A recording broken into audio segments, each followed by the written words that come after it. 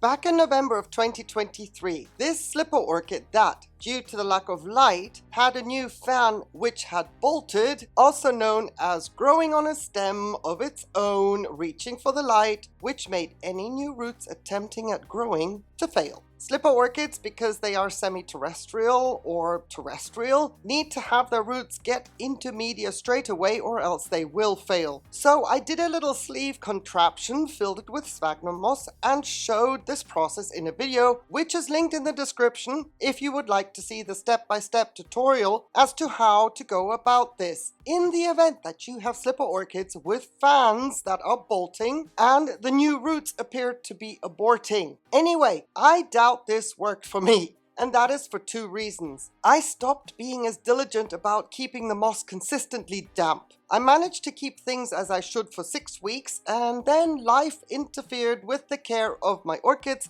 and with that, the moss dried out for longer periods of time, which is a no-no. The principle of keeping the moss consistently damp is to give new roots a substrate to grow into. Dry moss is not going to facilitate that. The other reason then kicked in during the winter months. Wild birds that visited Ciliano picked at my little moss sleeve and removed some of it for their own use. So please do not think that what I suggest in the video does not work. It does. It just so happens that I was unable to prove it to you in my example. If getting roots to grow by this principle with the sleeve is something that you would like to copy, do not ever let your moss dry out.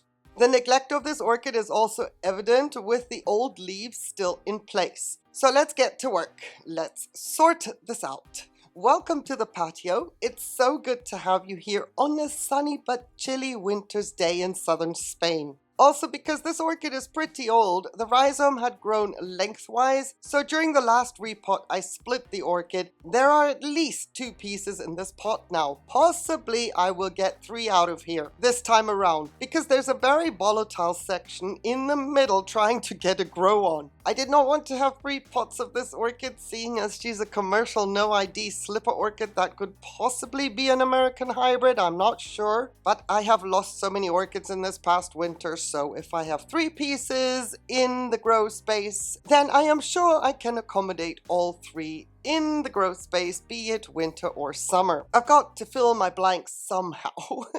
Oh, this is great! I'm gonna get you in closer so that you can also get all googly-eyed over what I'm seeing. Look at this amazing new root, and the rest of the root system does not look too shabby either.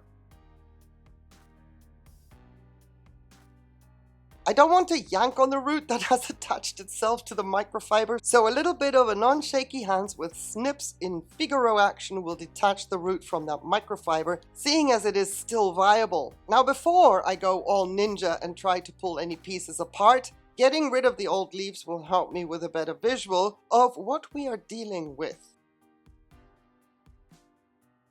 And I am so glad that this single fan is the owner of that wonderful root.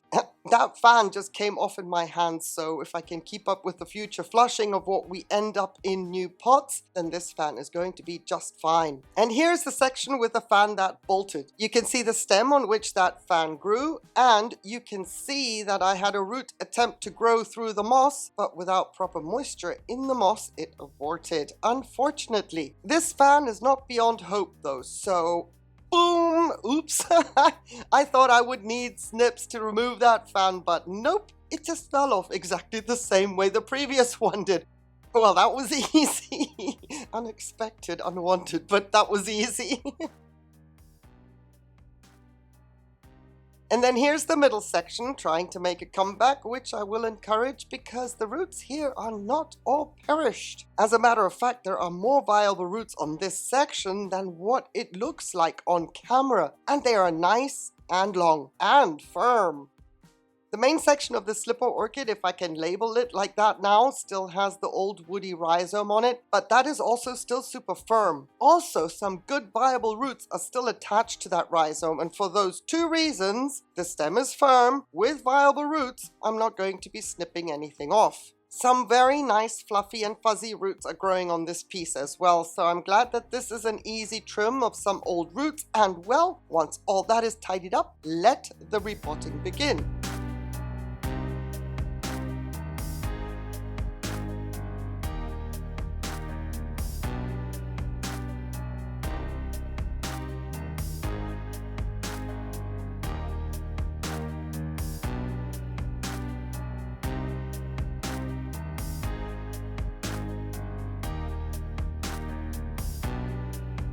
This orchid has had issues with spider mites 2 years ago. It also got really badly sunburnt a year before that, so 3 years ago. Thankfully, I have not had any more spider mite issues and definitely no sunburn because I moved her back from the direct sun influence, which then resulted in the furthest fan away from the light to grow that tall new bolted fan. Anywho, she should also be blooming in about 5 weeks, but I don't see any signs of that happening. So I'm just going to settle with the fact that she looks nice now, she is still alive, and that the neglect didn't decimate her to the point of no return, as what happened with my Memoria Garin Weaver, which left the patio several years ago. Not that long ago, we had one orchid in a pot, and here we are now. There's 3 pieces. So as a heads up, I have a masterclass video linked in the description, which I highly recommend you take a look at if you would like to have a comprehensive tutorial on what to look out for when it comes time to repot your slipper orchid. And as a side note, a thought just occurred to me. Please do not be put off that I'm growing my slippers in inorganic media using a semi-hydroponic setup. Everything I mention or do in my videos can be applied to organic media as well, but I touch upon that in greater detail in the linked masterclass video. If you have not watched that video, please do.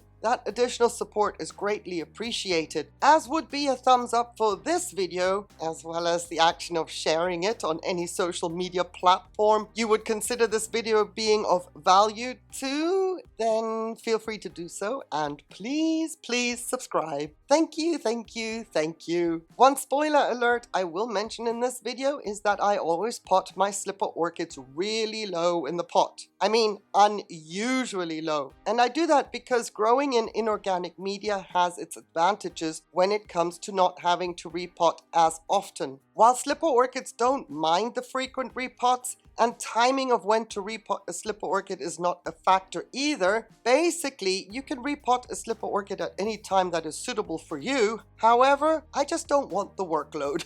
And if I can buy myself 4 years of a slipper being in a pot, then that is what I want for my orchid. So getting it into the pot as low as possible will allow for that time to happen, because slipper orchids have really tough roots, and with those roots filling the pot over time, the orchid will slowly rise up in the pot and fans will grow higher than the substrate. And at that point, all I need to do is fill substrate to the level of the new fan or fans. This way, just letting the orchid get to a normal level of the rim of the pot. And as these orchids are such slow growers, this can take several years. And then I add more years on to those years by keeping that orchid as low in the pot as I possibly can, until such a time that filling around the fans is not feasible anymore, or whichever comes first, the rim of the pot breaks, forcing me to repot and giving an orchid a prettier visual that she deserves.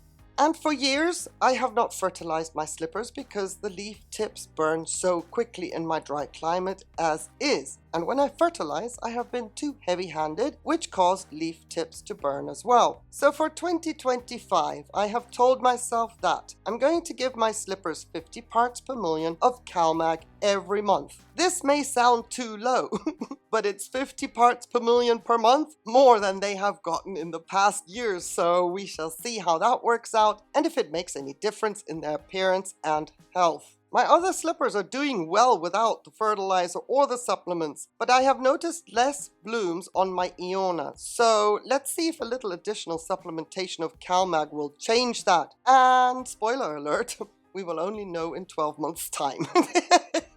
I hope that this video had something that gave a light bulb moment, and if not, I hope at least that it wasn't a waste of your time, that it was somewhat entertaining. Know that I appreciate you being here. Thank you for your company, and thank you for watching to the end. I get to wish you a fabulous day, on the one condition though, please, that you stay safe. Take care. Bye.